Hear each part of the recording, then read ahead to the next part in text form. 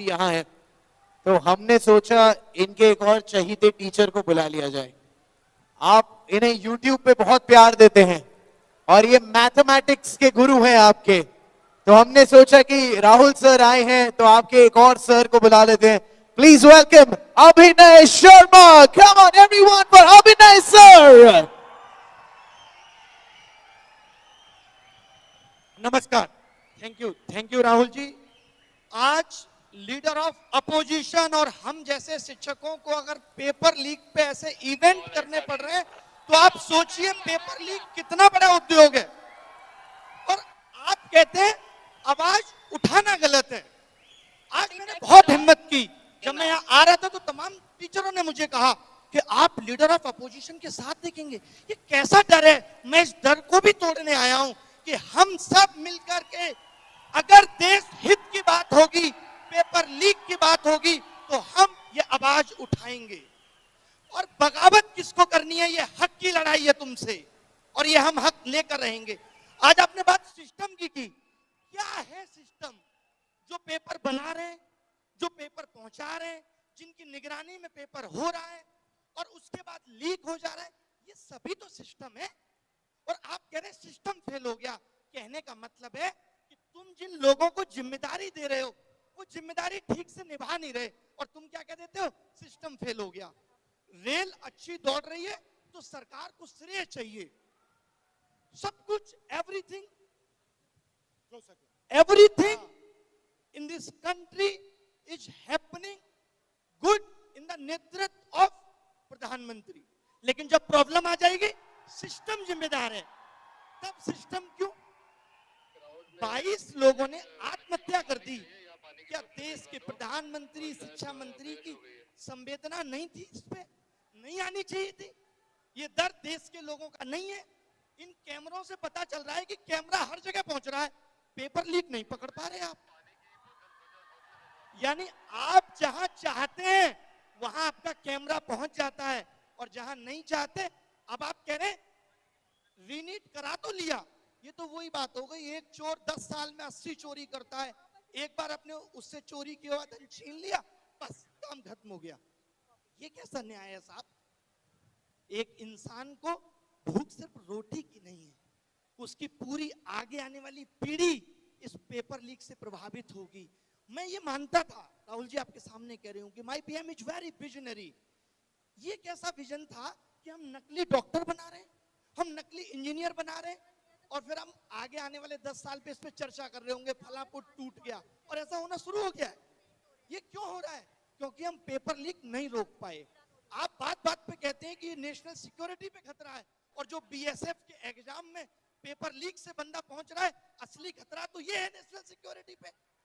इस पे आपका ध्यान नहीं है क्योंकि आप इसे ठीक नहीं करना चाहते। बात मनसा की है।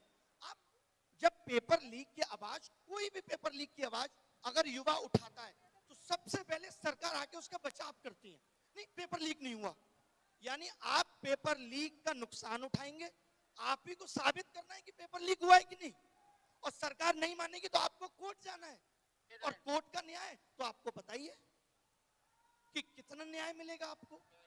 तो ये दर्द पे आवाज कौन उठाएगा? इस दर्द को ठीक कौन करेगा?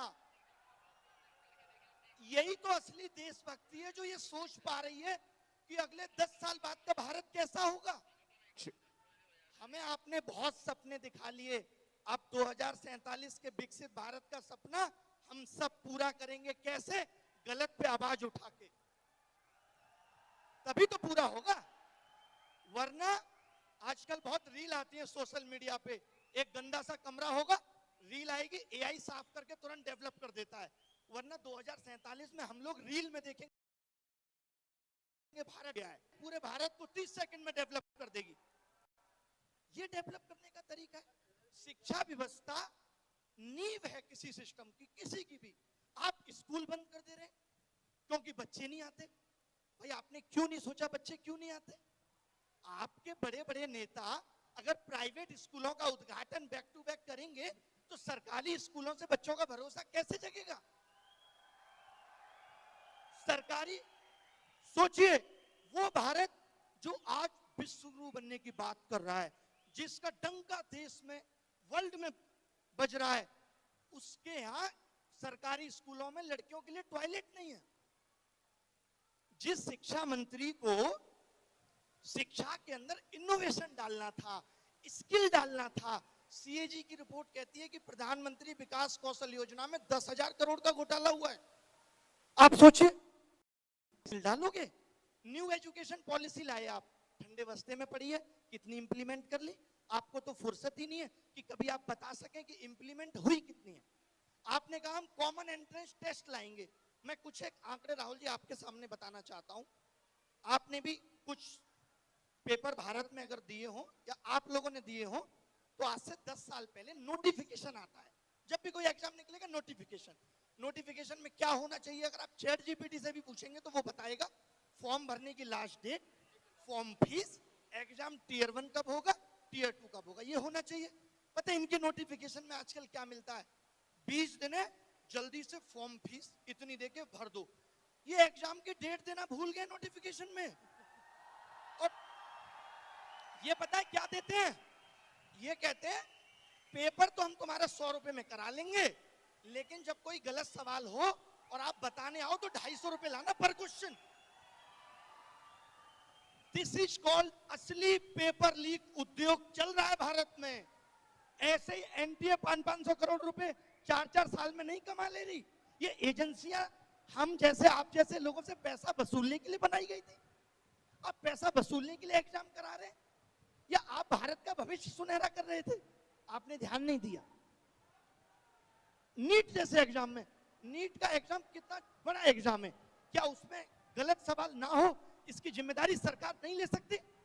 ये कहते हैं ये गलत सवाल पे 250 रुपए लेंगे आपसे, गलती तुम करो और पैसा हम देंगे तुम्हारी गलती सुधारने का।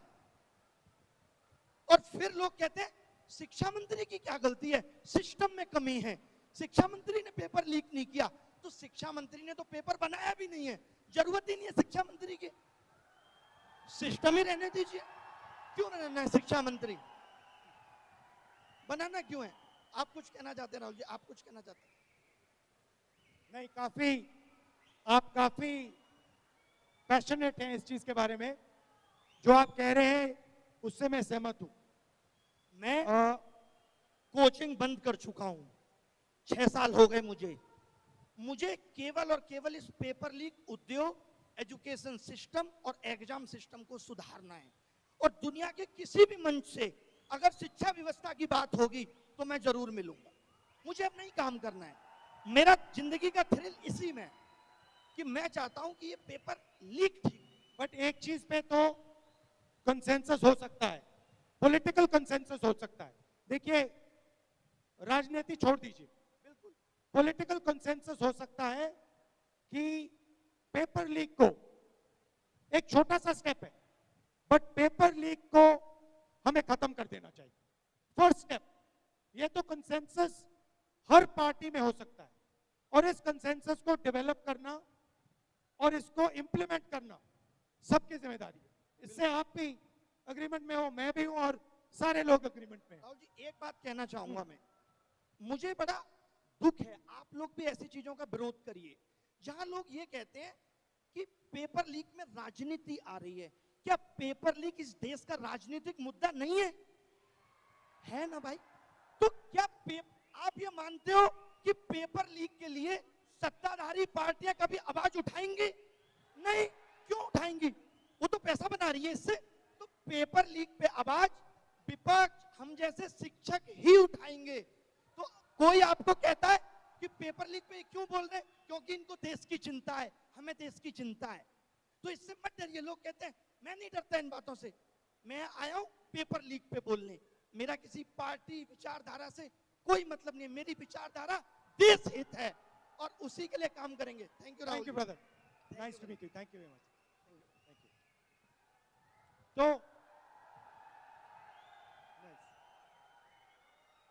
तो कंक्लूड करने के लिए देखिए, हमने आज प्रॉब्लम डिफाइन की है। थोड़ा सा मैं सॉल्यूशन के बारे में बोलना चाहता हूं। सबसे पहले जो हमारा टेस्टिंग सिस्टम है वो 20th सेंचुरी छोड़िए, वो 19th सेंचुरी का टेस्टिंग सिस्टम है।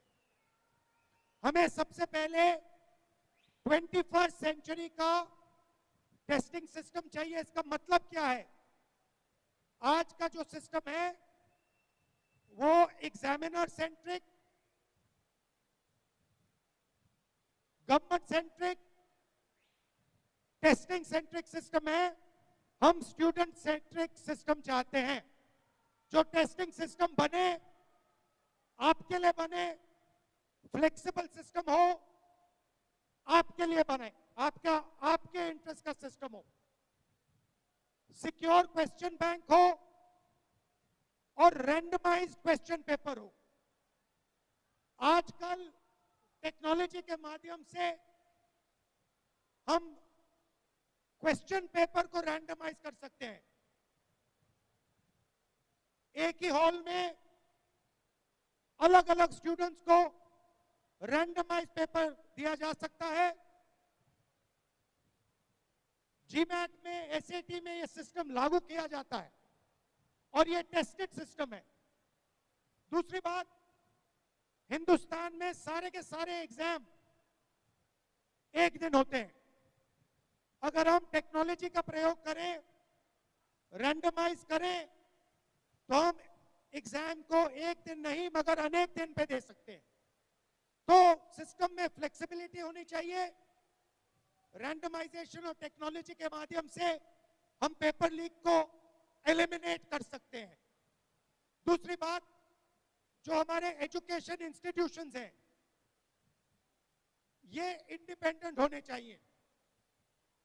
शिक्षा में, शिक्षा की इंस्टीट्यूशंस पर किसी भी पॉलिटिकल पार्टी का या संगठन का कब्जा नहीं होना चाहिए। वाइस चांसलर्स एक संगठन के नहीं होने चाहिए। नेशनल टेस्टिंग एजेंसी के जो इंचार्ज हैं वो एक राजनीतिक संगठन के नहीं होने चाहिए। दूसरी बात, एग्जाम देना सरकार का काम है। ये प्राइवेट कंपनी का काम नहीं हो सकता है। प्राइवेट कंपनी के पास प्रॉफिट मोटिव होता है, वो सब चीज से पैसा बनाना चाहते हैं और एग्जामिनेशन का देने का काम उनका नहीं होना चाहिए, सरकार का होना चाहिए।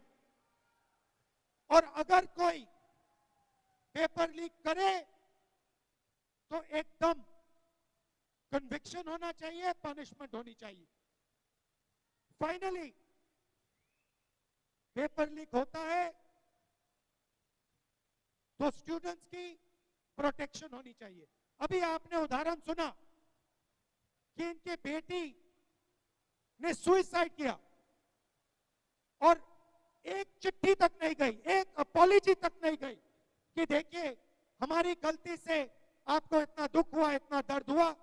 तो स्टूडेंट्स को प्रोटेक्शन मिलनी चाहिए, इमीडिएट री एग्जामिनेशन होना चाहिए और स्टूडेंट्स को जो नुकसान हुआ है उसके लिए कॉम्पनसेशन मिलनी चाहिए। तो ये हमारे सजेशंस हैं। ये काम किया जा सकता है, ये कोई बड़ा काम नहीं है। आज की टेक्नोलॉजी के साथ, रैंडमाइजेशन के साथ हम ये काम आसानी से कर सकते हैं और मैं चाहता हूं कि जल्दी से जल्दी ये काम हिंदुस्तान में आपके साथ मिलकर किया जाए कि ये जो दुख हो रहा है, जो दर्द आपको हो रहा है, ये हमेशा के लिए बंद हो जाए और हमारे एजुकेशन सिस्टम में, टेस्टिंग सिस्टम में फेयरनेस आ जाए। आप सबका मैं दिल से धन्यवाद करना चाहता हूं। आप दूर दूर से आए, खराब मौसम में आए। Thank you very much, love you.